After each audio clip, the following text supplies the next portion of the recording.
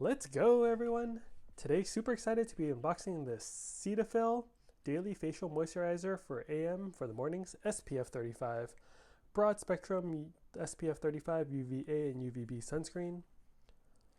This is my daily 3 ounce.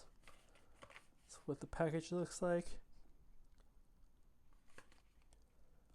Drug facts.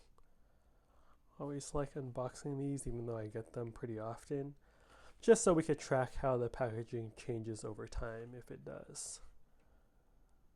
It's nice to have a history of this. I know a lot of you guys watch these unboxings. They're random, but whatever. All right. I drop a link in the video description on where you can buy this from. And it looks pretty the same as the last time I unboxed one of these. Got the twist up top, so you could open it. Boom, now you could dispense, or you could lock it when you're traveling so that it does not pump. Yeah, let me know what you think of this in the comment section below. Again, I dropped a link in the video description on where you can buy this from. And hope you're all doing well. Take care. Later.